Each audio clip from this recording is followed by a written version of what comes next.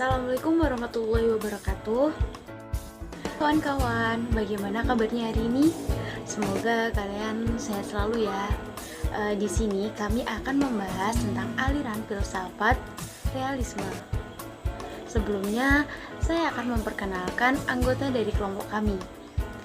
Yang pertama ada Yunita Gadis Puspitasari, kemudian Fira Izani Maulania, Lintang Nur Andini, Ainun Kartikasari, dan Hafidhatun Nabila.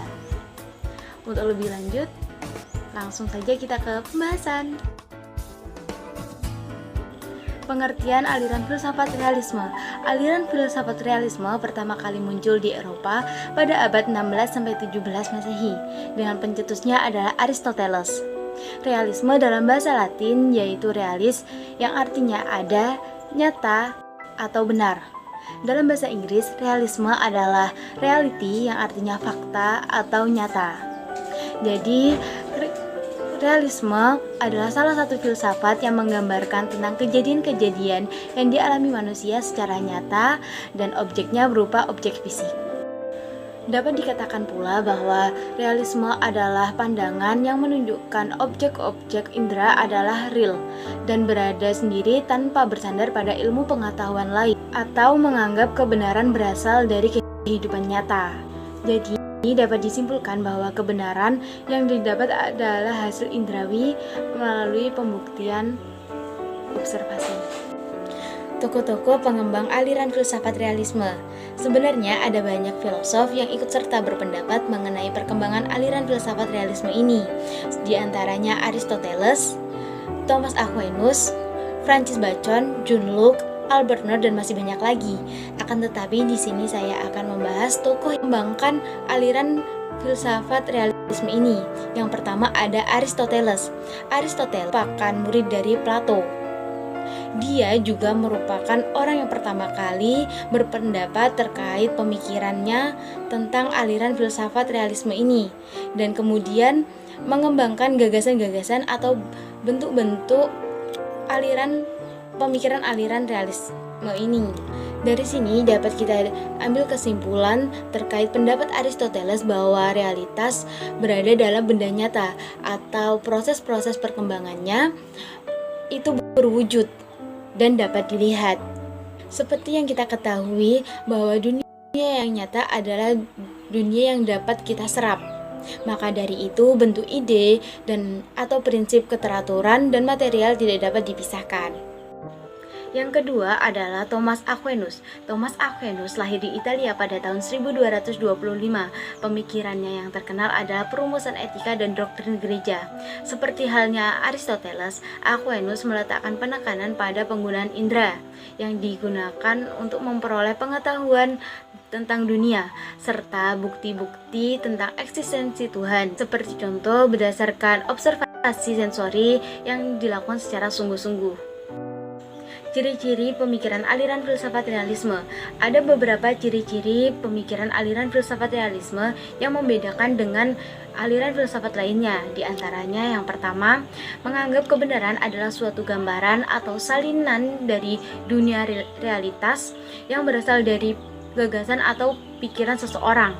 Yang kedua, kepercayaannya tidak terpaku pada gagasan saja, akan tetapi juga melakukan sebuah pembuktian terhadap suatu kebenaran.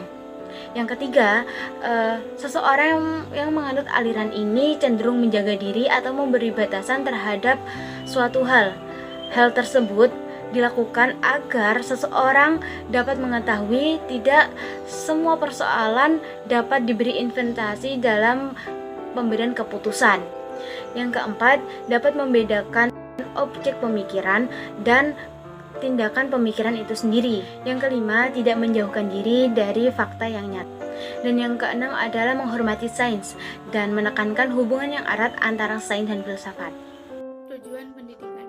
Orang-orang yang berada di aliran ini lebih suka memegang teguh pada prinsipnya. Mereka akan lebih mandiri dan dapat menarik simpati dari banyak orang karena tugas maupun masalah yang mereka hadapi dapat dihadapi dengan sangat bijak, sehingga mereka dapat menyesuaikan diri dalam tugas dengan penuh tanggung jawab. dengan apa yang sudah mereka kerjakan mengenai pengetahuan yang mereka miliki dapat memberikan dampak yang terhadap keterampilan mereka dalam masalah atau tugas yang telah mereka hadapi. Fungsi pendidikan. Pengetahuan dalam pendidikan bukan hanya terletak pada subjeknya, tetapi juga pada objeknya, sehingga dapat mencapai suatu keberhasilan kepada seseorang peserta didik yang dapat memiliki suatu apresiasi dan keinginan pengetahuan yang sama. Kurikulum metode dalam hal ini sangat menekankan pada ilmu pengetahuan dan nilai esensial dalam suatu kebudayaan yang dapat diberlakukan sama bagi semua peserta didik. Dalam metode ini sering melalui langkah pembelajaran dengan cara pembiasaan pada peserta didik, baik pembelajaran langsung maupun pembelajaran secara tidak langsung. Dalam metode ini guru harus bersifat otoriter, mempunyai pengetahuan yang tinggi yang mereka miliki dan diajarkan kepada peserta didik. Dalam peranan sekolah sangat penting, apalagi dengan keterkaitan yang sangat erat antara guru, pihak sekolah, dan peserta didik. Guru menyampaikan materi dan pihak sekolah sebagai sarana untuk membentuk karakter siswa dalam mengimplementasikan berbagai layanan atau sebagai fasilitator para murid yang ada di lingkungan sekolah. Peran pendidik. Pendidik mempunyai peran penting dalam proses belajar mengajar. Di dalam keluarga, orang pertama yang bertanggung jawab terhadap perkembangan anak adalah orang tua. Selain orang tua, pemimpin masyarakat juga dapat dikatakan sebagai pendidik karena memberi pengaruh kepada anggota masyarakat, seperti yang terdapat pada Undang-Undang Republik Indonesia Nomor 20 Tahun 2003 Pasal 1 Ayat 6. Di dalam sebuah keluarga, orang tua adalah tempat untuk melihat perkembangan anaknya. Mereka juga bertanggung jawab secara langsung ketika anak berada di sekolah. Lalu peran peserta didik.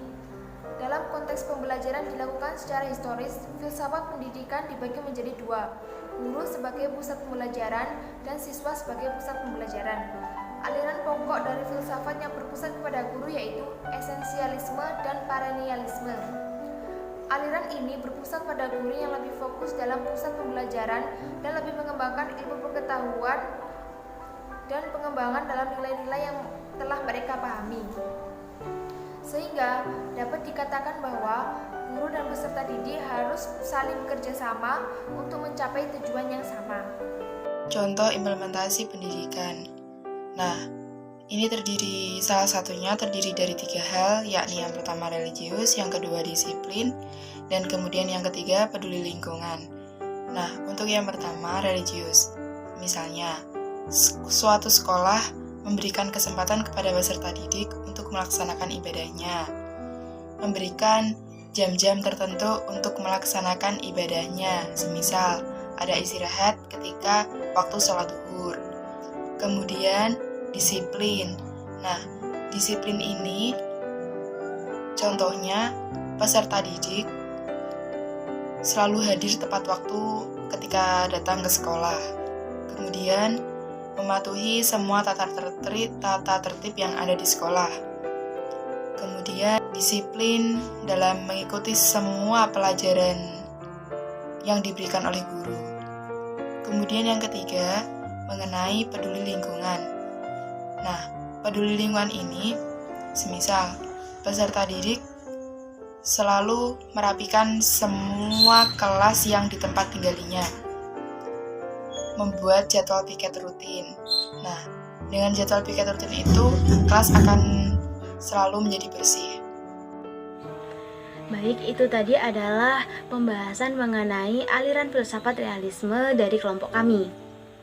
Mengenai pengucapan dan pembahasan materi yang kurang tepat, kami mohon maaf yang sebesar-besarnya. Wabillahi taufiq wal hidayah. Wassalamualaikum warahmatullahi wabarakatuh. See you next time.